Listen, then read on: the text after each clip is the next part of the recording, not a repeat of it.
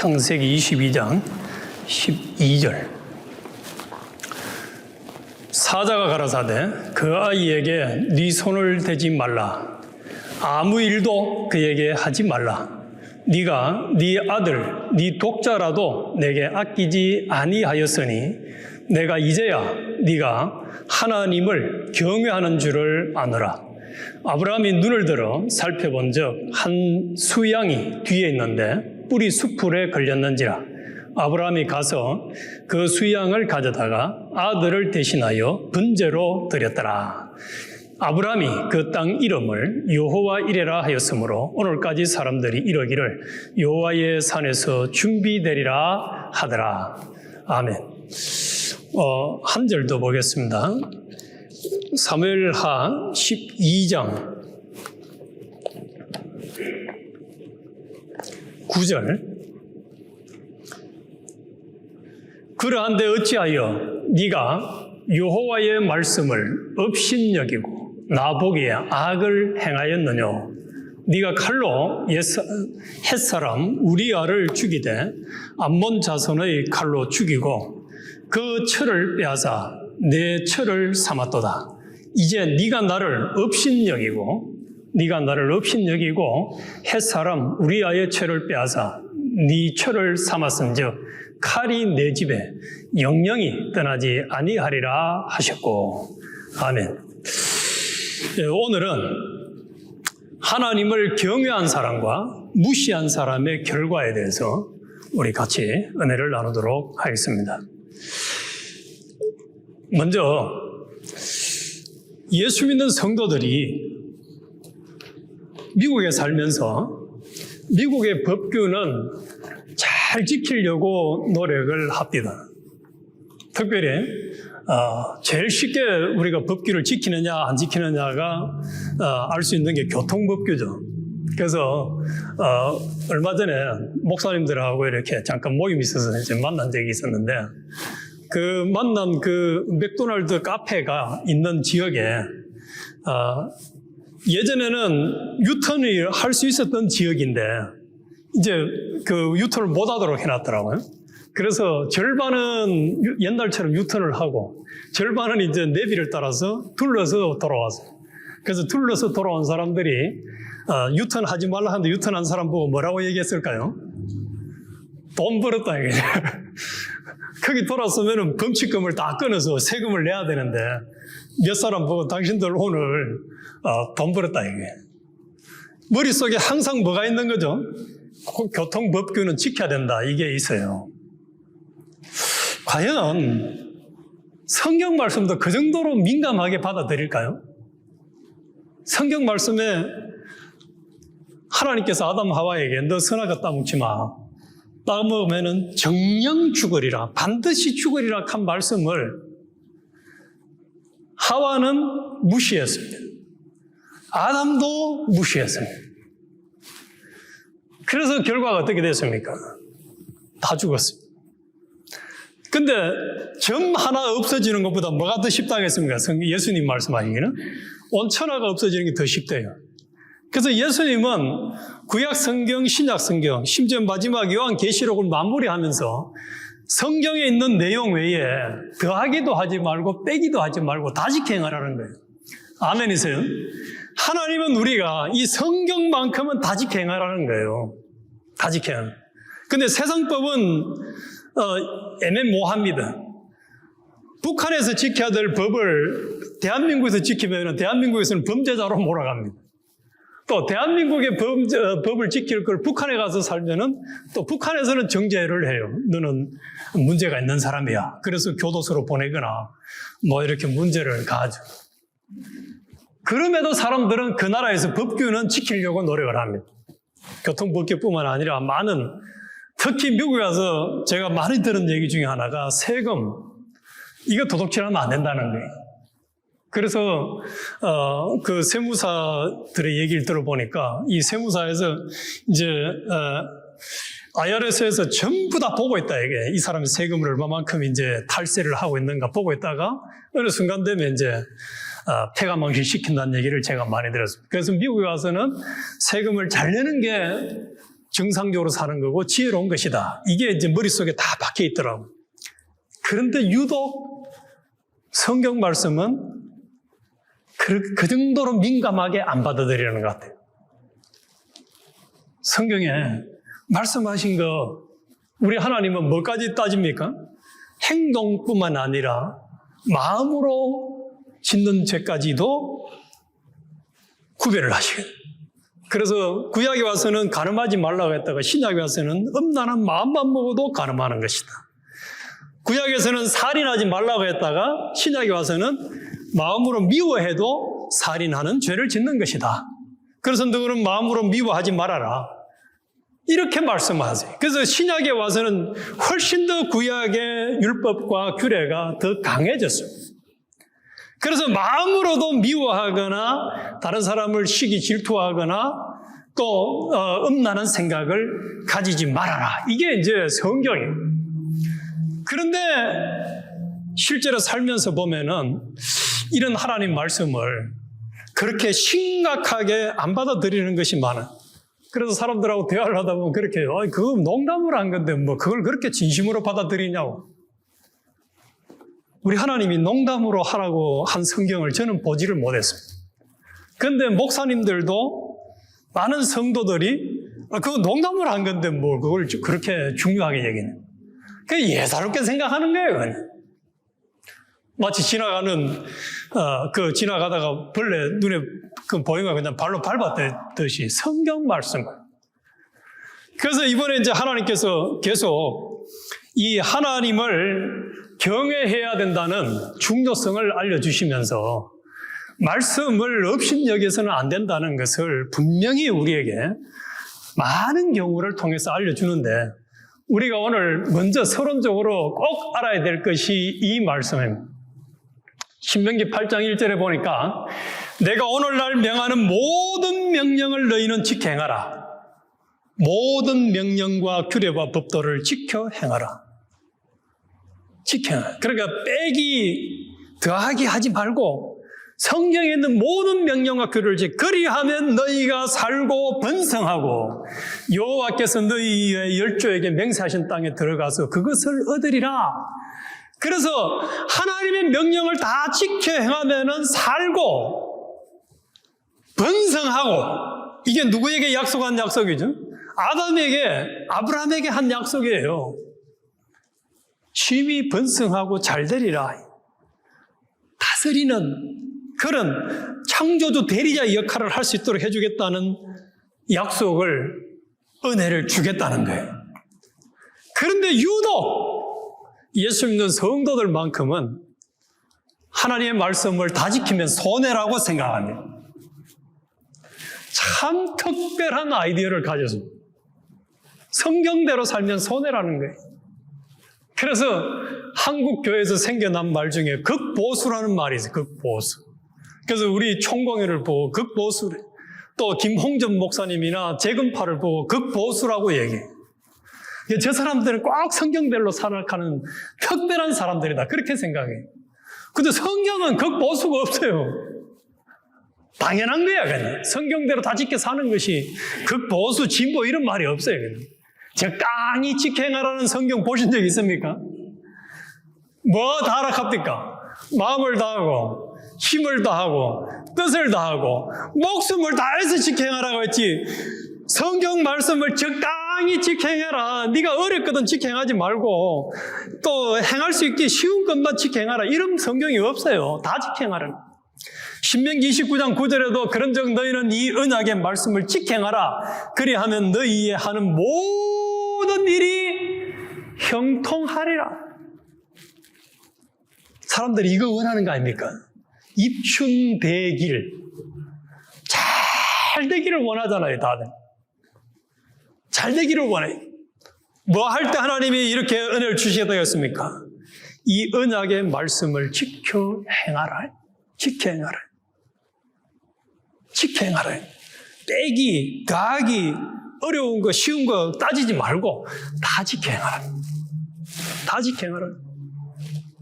다 지켜 행하라. 그러면은 하는 모든 일이 형통하리라. 여호수아 1장 8절에 가나안 땅에 전쟁하러 가는 하나님의 백성들에게 말씀합니다. 이 율법책을 내 입에서 떠나지 말게 하며 주야로 그것을 묵상하여 그 가운데 기록한 대로 다 지행하라.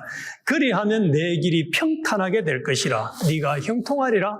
전쟁을 치르는 가나안 그 불신자들과 전쟁을 치르는 가운데서도 반드시 전쟁을 승리하고 거기서 형통하리라. 이 외에도 모든 성경은 다 동일하게 요 맥락에서 말씀을 하고 있습니다. 성경대로 지켜 사는 사람은 번성하고 형통하리라. 잘 되리라. 시편 1편에도 의인의 길을 걷는 사람은 시절을 쫓아서 과실을 맺고 그 모든 행사가 다 뭐하리라고 했습니까? 형통하리로다. 그러나 악인은 그렇지 않으며 바람에 나는 겨와 같다. 결과가 어떻게 된다고요? 망하리로다. 형통하리로다. 불통하리로다. 하나님 말씀을 무시하고 죄인의 길을 걷는 사람은 망할 것이라고 얘기합니다.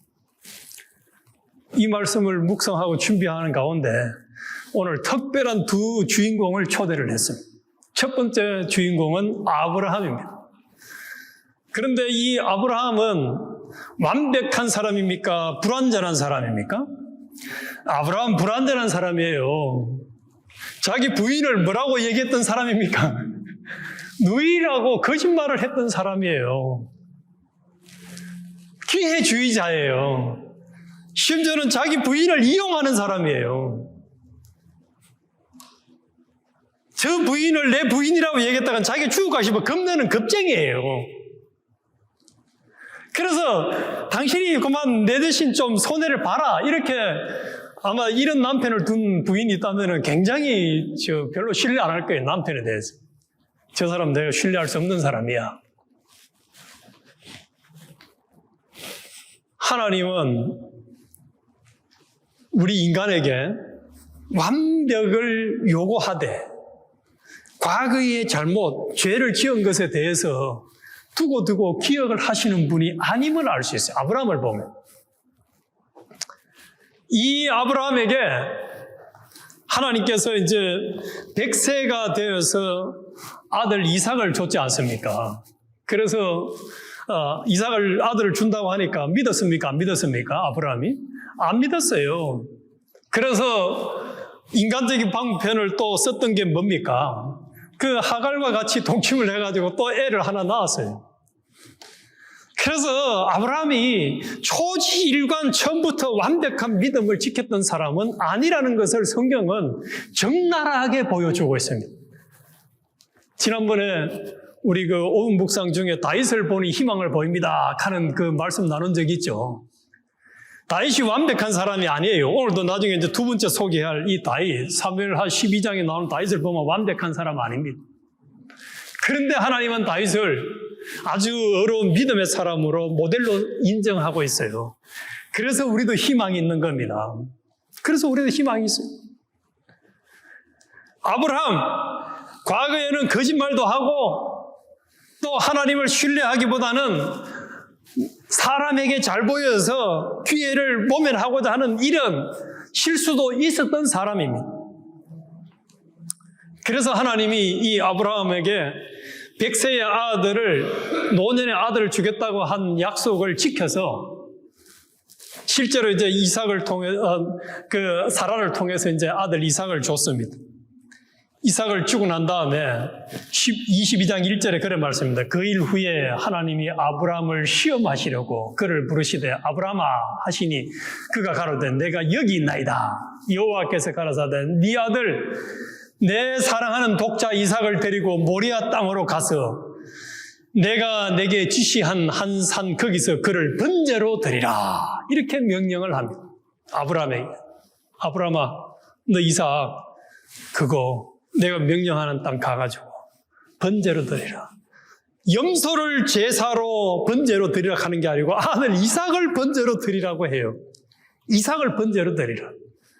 참 우리 하나님 해도 너무한 하나님이죠. 아직 장가도 안 갖고 손자도 없는 그런 참 눈에 넣어도 아프지 아니할 그 아들 이삭을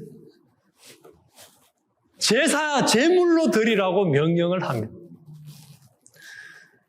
그러면은 이런 상황을 만나면 이제 대부분의 사람들은 어떻게 반응을 할까요? 하나님 분명히 전에 약속을 했잖아요.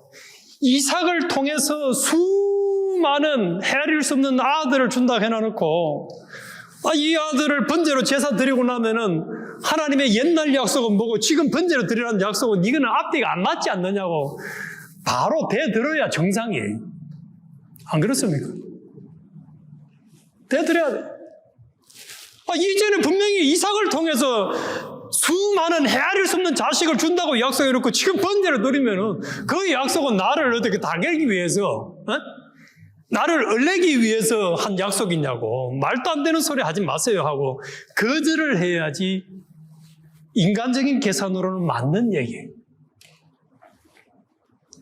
그런데 3절에 보면은 아브라함이 아침에 일찍이 일어나 나귀 한 장을 지우고 두 사환과 그 아들 이삭을 데리고 번제에 쓸 나무를 쪼개어 가지고 떠나 하나님의 자기에게 지시하는 곳으로 가더니 저는 이 3절을 보면은 아브라함은 온전히 순종을 했다는 게 아멘이 되었어요. 저는 시골에서 자랐기 때문에 이 나무 하는 데 대해서는 익숙한 사람입니다. 그래서 산에 가면 나무가 있고 그 나무를 베다가 이렇게 불 때는 데는 아주 익숙해. 그래서 중학교 때, 초등학교 때 겨울 방학만 되면은 오전에 나무 한 짐, 오후에 한 짐, 산에 가서 나무 해오는 게 늘 그냥 익숙해요. 친구들 사이에 누가 방학 때 나무를 더 많이 했는데 이게 이제 친구들과의 경쟁이었어요. 굳이 3일길이나 되는 길을 나무를 준비해가지고 갈 필요가 없다고 저는 봐요. 산에 가면 나무가 있는 게 나무들이니까 얼마든지 거기서 해결하면 될 건데 아브라함은 보니까 뭘 했습니까? 미리 준비를 다 해가지고 그것도 일찍 가요. 일찍 가는 거 보니까 자기가 불순종하고 싶은 마음이 전혀 없었던 것 같아요. 온전한 순종을 한 거예요. 우리 같으면 하기 싫으면 마지 못해서 느긋하게 천천히 깨어를 부리면서 갈 건데 아브라함은 그렇게 하지 않았어요. 일찍이 일어나 이 표현이 미련 없이 온전히 순종했다는 표현이죠. 그리고 거기 가는데 아들이 묻습니다. 제사 드릴 재물은 어디 있느냐고. 지금 제사 드리러 나무도 들고 가는데 재물이 어디 있냐고 물을. 참 쉽지 않은 상황이에요. 그런데 9절에 보니까 하나님이 그에게 지시한 곳에 이른지라 이 아브라함이 그곳에 단을 쌓고 나무를 부려놓고 그 아들 이삭을 결박하여 단 나무 위에 놓고 손을 내밀어 칼을 잡고 그 아들을 잡으려 하더니 아들을 묶어서 제단 위에다 올려놓고 이제 잡아서 죽여서 제사를 드리려고 하기까지 순종을 완벽하게 했어요. 참 아브라함은 이 이삭을 믿음으로 잘 양육한 사람 같아요. 제가 한 번씩 생각해 보면 우리 딸 둘은 이 순종을 안 하는 것 같아요. 참 안 하는 것 같아요. 잘하잖아요. 아버지가 말해도 성경에 에베소서 5장에 보면은 부모를 공경하라는 말씀이 있고 부모의 말씀을 순종하라는 말이 있는데 우리 집 아이들은 계산해서 순종을 할 때는 하고 안 할 때는 안 하고 안 하는 것이 더 많은 것 같아요. 그런데 지금 이삭은 아들인데 아버지 나를 왜 제사로 드리냐고 반박을 할 수도 있을 텐데 반박을 하지 않았습니다. 참 믿음의 아들인 것. 이삭보다도 더한 것은 아브라함. 그 아들을 번제로 드린 순종을 끝까지 순종을. 그래서 11절에 여호와의 사자가 하늘에서부터 그를 불러 가로되 아브라함아 아브라함아 하시는지라 아브라함이 가도 내가 여기 있나이다 하니까 말합니다. 그 아이에게 네 손을 대지 말라. 아무 일도 그에게 하지 말라. 네가 네 아들 내 독자라도 내게 아끼지 아니하였으니 내가 이제야 네가 하나님을 경외하는 줄을 아노라. 인간 최고의 성공은 하나님 앞에 인정을 받는 것이라고 했잖아요. 잘했다 인정받는 게 최고의 성공인데 이 아브라함은 하나님 앞에 뭘 받았습니까? 네가 네 독자보다도 나를 더 사랑하는 줄을 내가 인정한다. 이 말을 십계명으로 표현하면 네가 네 독자 아들 이삭을 우상으로 삼지 않았다 그 말이에요. 나보다도 더 중요한 존재로 여기지 않았다라는 거예요. 하나님을 경외한다. 이 경외한다는 것은 한편으로는 두려워하는 것입니다. 아주 무서워하는 겁니다. 그러면서 한편으로는 존경을 하는 거예요. 두려워하고 존경을 하는 거예요. 그래서 이삭을 제사로 드리기까지 순종하는 것 보니까 하나님이 볼 때 넌 참 네가 나를 온전히 경외하는구나 인정을 했어요. 그 이후에 약속을 보니까 하나님이 이제 제물을 다른 수양을 준비를 해서 제사를 드렸다는 것입니다. 그리고 그 다음부터 이게 중요하면 15절에 보니까 여호와의 사자가 하늘에서 두 번째 아브라함을 불러 가라되 여호와께서 이르시기를 내가 나를 가리켜 맹세하노니 하나님이 아브라함에게 맹세하면서 약속을 합니다. 네가 이같이 행하여 네 아들 내 독자를 아끼지 아니하였은즉 내가 내게 큰 복을 주고 내 씨로 크게 번성하여 하늘의 별과 같고 바다의 모래와 같게 하리니 내 씨가 그 대적의 문을 얻으리로다. 내 씨로 말미암아 천하 만민이 복을 얻으리니 이는 네가 나의 말을 준행하였음이니라. 그래서 창세기 12장에 약속한 네가 모든 천하 만민의 복의 근원이 될지라 한 약속을 다시 재확인시켜 줍니다.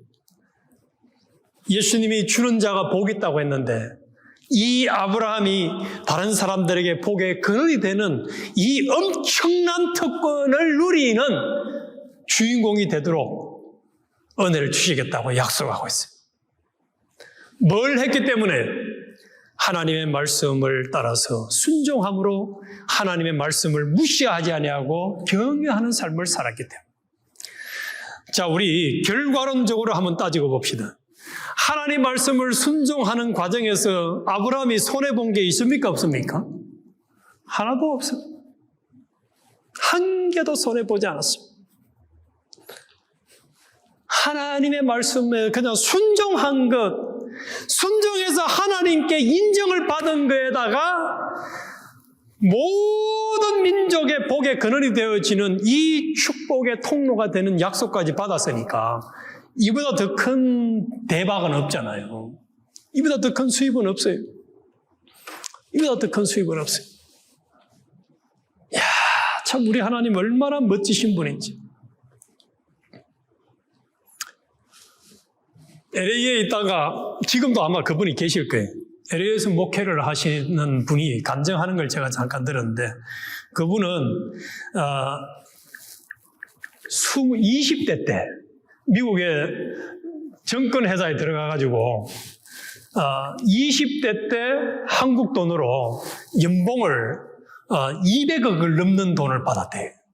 200억을 넘는 돈을 받고 또 그 유명한 아주 좋은 고급차들 10대를 자기 집에 가지고 있고 그러는 가운데서도 이제 이 사람이 마약하고 술하고 이런 걸 끊지 않고 그냥 계속 살면서 잘 나갔어요. 하나님을 안 믿는데도 아주 잘 나갔어요.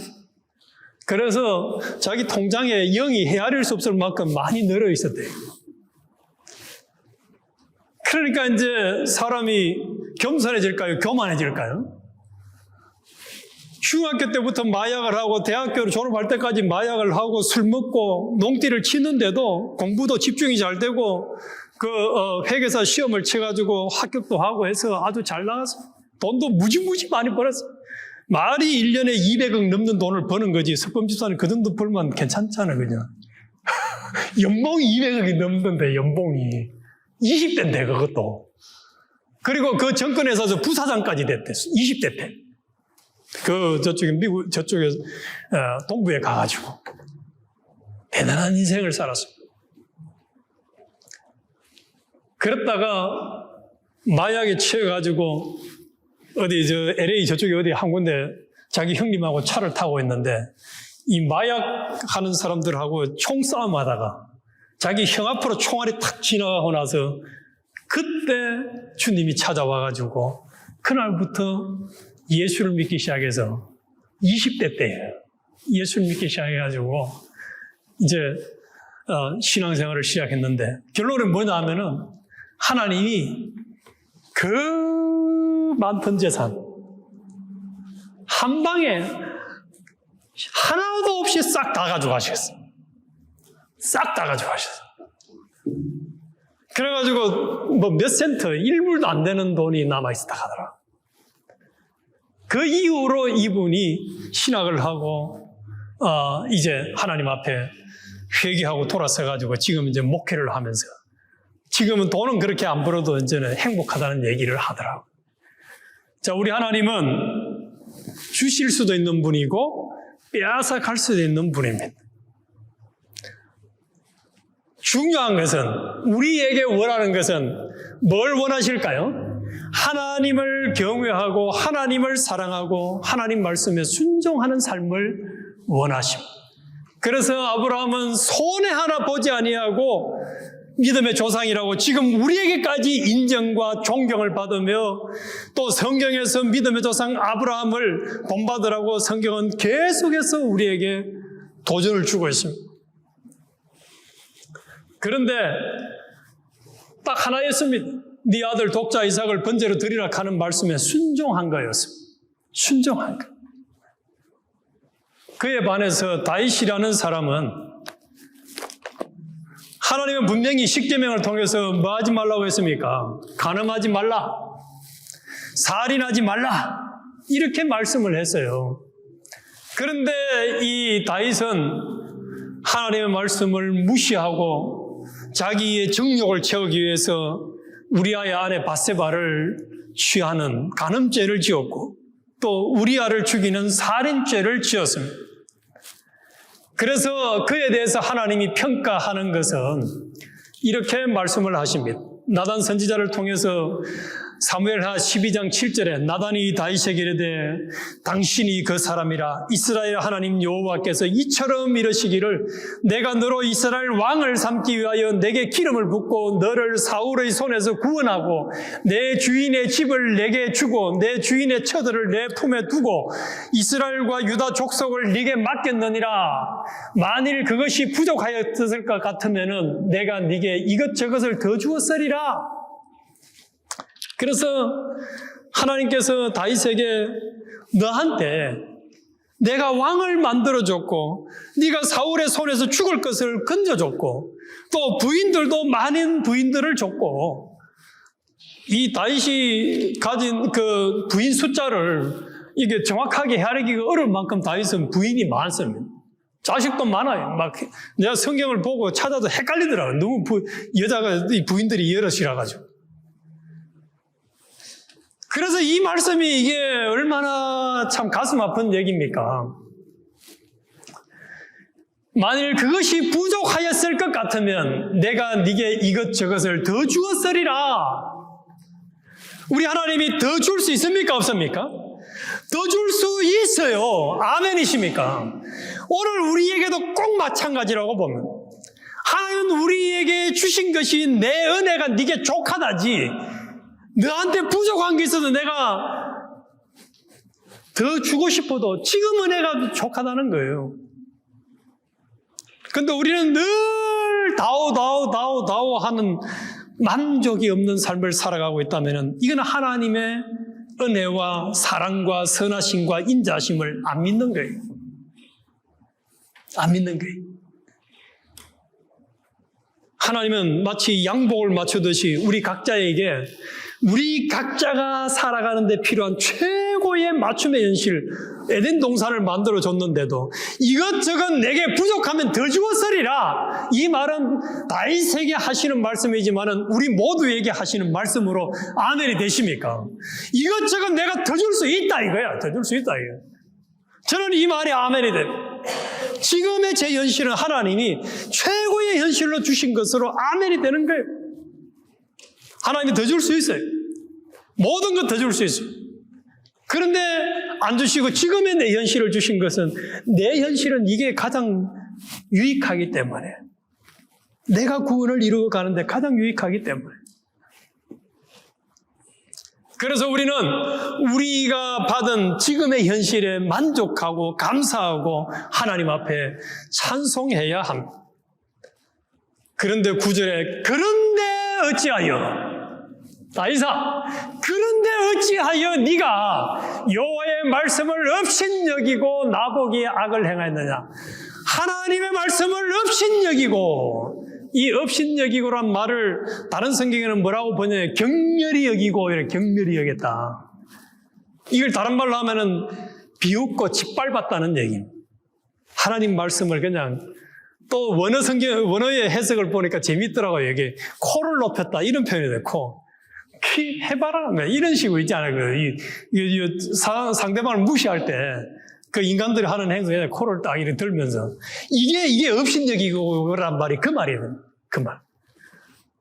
하나님 간음하지 말라, 살인하지 말라 말했지만 아니에요. 하나님, 나는 저 바세바를 취해 내가 행복해요. 선악과를 따먹어야 내가 행복해요 하는 그 동일한 심정으로 하나님 말씀을 우습게 여겼습니다. 우습게 여겼습니다. 성경은 그렇지만은 그 성경대로 굳이 살아야 돼? 그거는 목사님이나 신앙이 좋은 사람들이 해야 될 얘기지 나하고는 상관이 없는 얘기야. 나는 이 성경대로 살 수가 없어. 그런 사람들은 오늘 요 9절에 책망받는 다윗의 책망과 동일한 책망을 받고도 남을 수밖에 없습니다. 우리 미주 서북의 지체들은 이 책망을 안 받는 사람들이 되기를 하나님은 원하십니다. 네가 나를 업신여기네. 네가 나를 우습게 여기네. 네가 내 말을 코웃음 치네. 심지어는 깡패 조직에서도 제가 여기 와서 이제 온두라스 가서 선교하시는 분 얘기를 들어보니까 그 온두라스에는 이 깡패들이 점령하고 있는 지역에는 일반 사람들 들어가면 무조건 총을 쏴서 죽인다면요. 그래서 뭣도 모르고 들어가면은, 그래서 그 중에 최근 제가 한 달 전인가 2달 전인가 어떤 뉴스를 봤는데 그 온두라스 국가대표 골키퍼가 그 지에 갔다가 총에 맞아 죽었어요. 그래서 거기는 허락을 안 한 사람이 들어오면 무조건 그냥 총 쏴서 죽인대. 그런데 이 목사님이 한 분은 그것도 모르고 거기 가서 들어갔다가 나중에 깡패 두목한테 전도를 한 얘기를 하더라고요. 하나님이 살려주신 거예요. 그 자기가 온두라스에 가서 선교하면서 죽을 고비를 여러 번 넘긴 얘기를 하더라. 그래서 온두라스에 뿐만 아니라 그런 선교하는 사람들은 다 미친 사람이라고. 아무도 동의 안 하시네. 미친 사람이라고. 미쳐야 하지. 진짜 안 미치면 그건 못하겠다. 총으로 쏘니까 지금 마음에 안 들어. 그 얘기는 역으로 말하면 무슨 말입니까? 그 조직에 있는 사람들은 그 깡패 두목이나 그 조직에 순종하는 사람들은 거기 살아남아 있다는 얘기. 하다못해 인간 조직의 말도, 인간의 말도 그렇게 참 순종을 하려고 노력을 하는데, 아직도 이해 안 되는 것 중에 하나가, 예전에 그 아시안 게임을 한국에서 한번 한 적이 있어요. 그래가지고 북한에서 그 연예인들 응원하는 그 응원단이 차를 타고 가다가 그 김정은일 겁니다, 아마. 김정일 프랭카드에 비를 맞는 거 보고 그 응원단들이 울었다고 하잖아요. 우리 수령님 지금 비를 맞고 있다고. 그 프랭카드 비 맞는데 그거 보고 울었대. 얼마나 그 김정일에 대해서 순종을 잘했으면 그 정도까지 감정이 북받치겠어요. 하물며 인간의 말도 그렇게 엉터리도 믿는데, 이 다윗은 지금은 제정신이 아니에요. 하나님 말씀을 업신여겼습니다. 업신여겼습니다.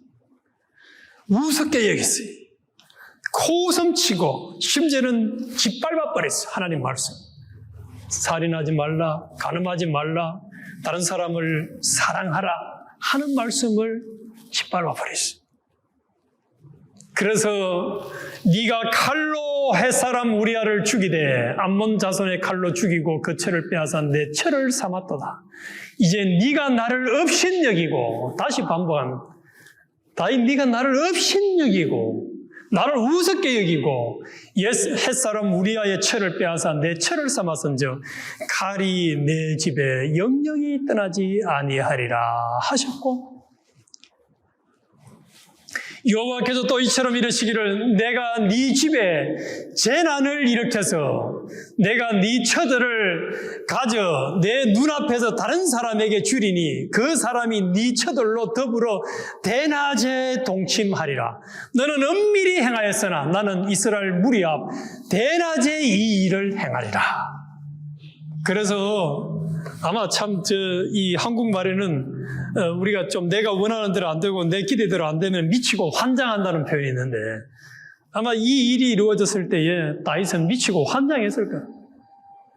그래서 적시로 13절에 다윗이 나단에게 이르되 내가 여호와께 죄를 범하였나이다 하고 회개하기 시작합니다.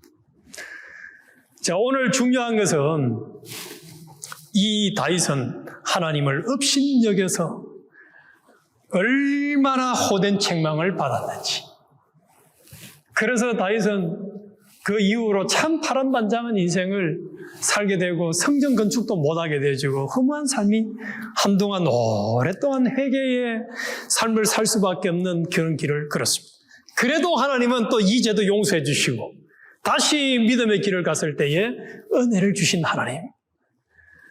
오늘 우리 이 아브라함의 하나님의 경외하심에 대한 인정과 반대로 다윗이 하나님을 무시한 경외하지 아니한 것에 대한 책망을 보면서 우리는 명심을 해야 됩니다. 우리는 예수님의 피값에 팔린 주의 몸된 자들이요, 주의 지체된 자들이요, 주님의 신부된 자들이요, 하나님의 사랑의 아들이요, 하나님 나라의 백성된 자들입니다. 그래서 우리가 살아갈 길은 다윗처럼 하나님을 무시하고 내 고집대로 내 욕심대로 마귀의 종로로 할 자격이 없는 자들입니다. 아멘이십니까? 우리는 우리의 욕심대로 옛사람으로 죄를 지으면 내 마음대로 성경을 무시하면서 하나님을 경외치 않고 살아갈 자격이 없는 자들이에요. 해서는 안 될 자들입니다. 그런데도 우리가 하나님 말씀은 그렇지만은 하고 토를 달고 얼마나 우리가 하나님 앞에 빡빡 대드는 일을 많이 했는지, 다윗과 같은 삶을 우리가 얼마나 많이 살았는지, 이제는 더 이상 삶을 살면 안 됩니다. 하나님을 경외함으로 아브라함처럼 우리는 우리의 성령을 통해서 찾아오시는 그 영감의 인도에, 진리의 인도에 아멘 하고 계산이 나오든 안 나오든 이해가 되든 안 되든 순종하는 사람이 되어야 돼요. 순종하는 사람. 그러면은 하나님이 함께 해주시고, 아까 신명기의 말씀이나 하나님 말씀 순종하는 사람이 약속한 게 뭐였습니까? 형통하리로다. 형통하리로다. 형통하리로다. 우리의 남은 인생은 형통한 삶이 되어질 것입니다. 그러면은 우리 인생도 천국 생활이 되어질 것이고, 우리를 보는 사람들도 보고는 이야, 저 사람 보니까 하나님 복받아도 저렇게 형통한 삶을 살아가네 하고 하나님께 영광을 돌리는 주인공이 될 것이고, 우리를 보고 많은 사람들이 하나님께로 돌아올 것입니다. 그래서 그럼에도 우리는 희망이 있는 것은 다윗도 아브라함도 둘 다 완벽한 사람은 아니었지만은 하나님을 경외하는 삶을 살아가기만 하면은, 지금부터라도 살아가기만 하면은 하나님이 은혜를 주시겠다는 이 약속의 복을 누릴 수 있기 때문에 우리는 희망이 있는 거예요. 그래서 이 시간 이후에 철저하게 우리는 하나님을 경외하는 삶을, 하나님 말씀을 무시하지 말고 업신여기지 말고 코웃음 치지 말고 순종하는 사람으로 살아가시기를 주님의 이름으로 축원합니다.